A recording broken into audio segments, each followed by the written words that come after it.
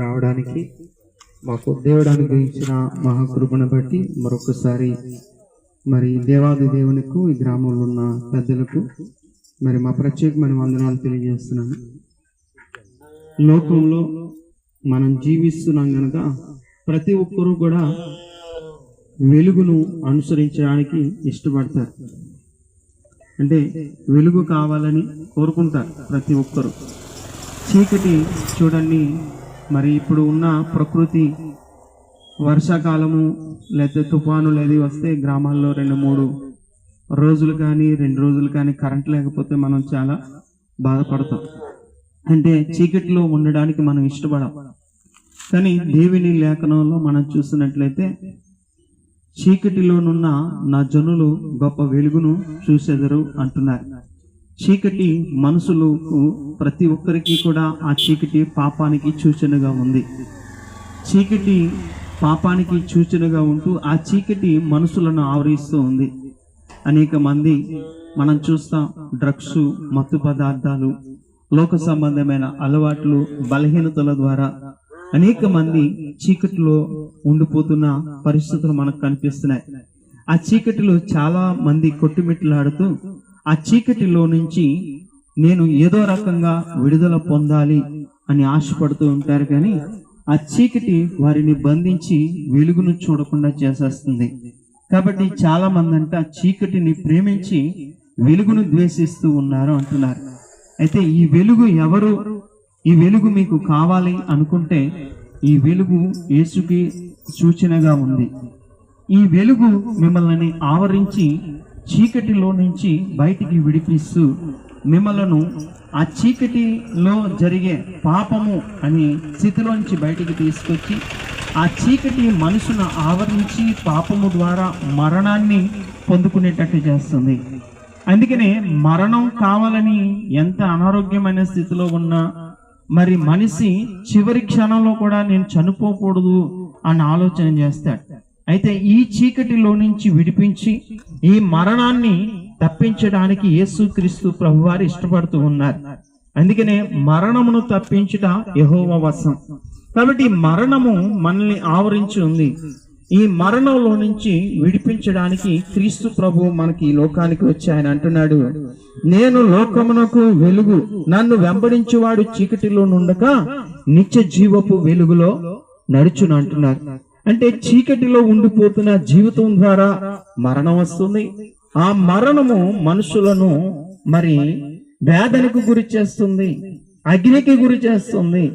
ఈ రెండిటి నుంచి, వేదన నుంచి, అగ్ని నుంచి తప్పించి నిత్య జీవం ఇవ్వడానికి యేసుక్రీస్తు ప్రభువారు చెప్పి ఆయన అంటున్నారు, నేను లోకమునకు వెలుగు, నన్ను వెంబడించువాడు చీకటిలో నుండక నిత్య జీవపు వెలుగులో నడుచునని. మరి నేను 2000 సంవత్సరాల క్రితము నా జీవితంలో చీకటి అనేది ఉండేది. చీకటి మత్తుకి బానిసైపోయి త్రాగుడికి నేను అలవాటు పడిపోయి చాలా రోజులు ఆ చీకటిలో మగ్గిపోయాను. అప్పుడు నా జీవితంలో సంతోషం లేదు, నా జీవితంలో సమాధానం లేదు, నా జీవితంలో ఆనందం లేదు. ఆ చీకటి ద్వారా, ఆ యొక్క వ్యసనమును ద్వారా ఇంకా నేను ధూపానికి అలవాటు పడిపోయి నా శరీరాన్ని పాడు చేసుకుంటూ ఎంతో నేను మా లోకంలో బాధపడుతూ ఉండేవాడిని. నా జీవితంలో ఎప్పుడు సమాధానం ఉండేది కాదు, నా జీవితంలో ఎప్పుడు సంతోషం ఉండేది కాదు. కష్టపడిన ప్రతి రూపాయి కూడా నా చేతిలో నిలబడేది కాదు. కానీ ఎప్పుడైతే నేను యేసుక్రీస్తుని తెలుసుకొని ఆ చీకటి అనేది జీవితం, పాపం అనే జీవితాన్ని ఆయన దగ్గర ఒప్పుకొని విడిచిపెట్టి ఆయన వెలుగులో నడవడానికి ఇష్టపడినప్పుడు నా శరీరంలో ఉన్న బలహీనత అంతా తీసివేశారు. అందుకే దేవుడు చెప్తున్నాడు, లోకంలో వెలుగు ఉంది, అది ప్రతి మనిషిని వెలిగించడానికి. అంటే ఈ లోకంలో వెలుగు ఉంది, అది ప్రతి మనిషిని వెలిగించడానికి. కానీ ఆ వెలుగు దగ్గరకు ఎవరూ రావట్లేదంట. అందుకే లోకంలో ఉన్న వ్యక్తులు వెలుగును ద్వేషించి చీకటిని ప్రేమిస్తూ ఉన్నారంట. ఈ చీకటే నీకు కష్టాలను, నీకు దుఃఖాలను, నీకు సమస్యను, అనారోగ్యమైన స్థితిని, సమాధానం లేని స్థితిని, నీ జీవితంలో సంతోషం లేని స్థితిని అన్నిటినీ తీసుకొచ్చి చివరికి నిన్ను మరణంలో పాడివేస్తుంది. ఈ మరణములో నువ్వు పడిపోతూ ఉన్నప్పుడు ఆలోచన చేస్తే అప్పుడు ఉపయోగం లేదు, గాని ఆ మరణంలో పడక మునిపే నువ్వు ఆలోచన చేస్తే ఈ లోకంలో చీకటిలో నుంచి విడిపించే ఒక ఆయన ఉన్నారు. ఆయన దగ్గర నా చీకటి పాపం అనే జీవితాన్ని ఆయన దగ్గర ఒప్పుకుంటే నన్ను విడిపించగలరు అని నువ్వు గ్రహించినట్లయితే ఆ వెలుగు ఎవరంటే, ఆ చీకటిని తొలగించేది ఎవరు అంటే యేసుక్రీస్తు ప్రభు. నేను లోకానికి వెలుగు అంటున్నారు. నన్ను వెంబడించువాడు చీకటిలో నుండక నిత్య జీవపు వెలుగులో, అంటే నీ పాపాన్ని తొలగించి నీ మరణాన్ని తొలగించి నిన్ను నిత్య జీవములో నడిపించడానికి యేసుక్రీస్తు ప్రభువారు వచ్చారు. నువ్వు ఒక మతములో చేరవద్దు, గాని నీ మార్గాన్ని మార్చుకో. అంటే నీ జీవితం పాప మార్గంలో ఉందంటే ఆ పాప మార్గంలో నుంచి, ఆ చీకటి మార్గంలో నుంచి బయటకు వచ్చి వెలుగు మార్గంలోనికి నడవాలి. ఆ వెలుగే నిన్ను నిత్య జీవంలోకి తీసుకెళ్తుంది. నువ్వు నిత్య జీవానికి వెళ్ళడానికి అన్నదానం, వస్త్రదానం, గోదానం అనేక రకాలైన కార్యక్రమాలు నువ్వు చేసినప్పటికీ చివరికి నువ్వు పాపంలోనే ఉండిపోతున్నావు. చివరికి నువ్వు మరణిస్తూ ఉన్నావు. ఆ మరణించిన తర్వాత నీ యొక్క జీవితంలో శాంతి లేదు. చనిపోయిన తర్వాత ఆత్మకు శాంతి కలుగును అని ఒక కటౌట్ కడతారు కదా, ఆ కటౌట్ చూస్తూ ఉన్నప్పుడు నీ ఆత్మకు శాంతి కలగదు. ఎందుకంటే నీవు ఇంకా పాపంలో ఉన్నావు. అయితే ఈరోజు నీవున్న స్థితిగతుల్లో నుండి నీవు విడిపింపబడి క్రీస్తుని సొంత రక్షకుడిగా నీవు అంగీకరించి నీ పాపాలు ఆయన దగ్గర ఒప్పుకొని నీవు నిత్య జీవ వెలుగులో నడవడానికి ఈ రక్షణ సువార్తను ప్రకటిస్తూ ఉన్నావు. నేనేం చేయాలండి అంటే నువ్వేం చేయక్కర్లేదు.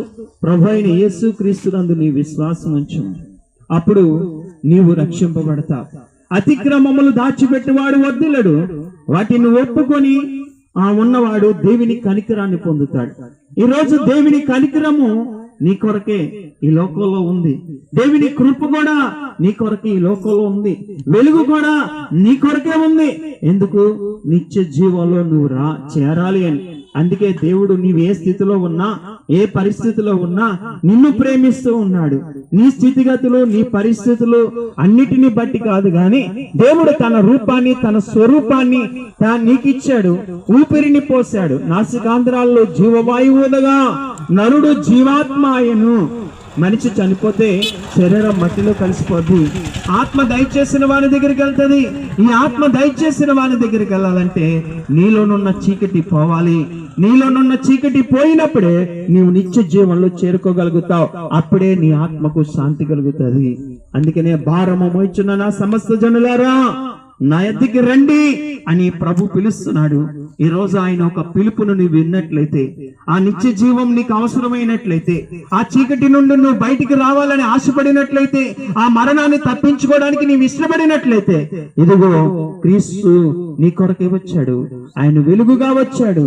అందుకే నేను లోకమునకు వెలుగు, నన్ను వెంబడించి వాడు చీకటిలో నుండక నిత్య జీవపు వెలుగులో నడుచును. ఆ నిత్య జీవపు వెలుగులో నడిపించడానికి యేసుక్రీస్తు ప్రభు వచ్చాడు. శాపమనే పాపమనే మార్గమును తప్పించి నిత్య జీవం అనే మార్గమును నడిపించడానికే యేసుక్రీస్తు ప్రభు వచ్చాడు. అటువంటి భాగ్యము నీకును నీ కుటుంబానికి యేసుక్రీస్తు ద్వారా కలుగుతుందని ఈ రక్షణ సువార్తను మీకు తెలియజేస్తున్నాము. దేవుడు మిమ్మలను, మీ కుటుంబాలను దీవించి నిత్య జీవ రాజ్యంలో మీ కుటుంబాలు ఉండుటకు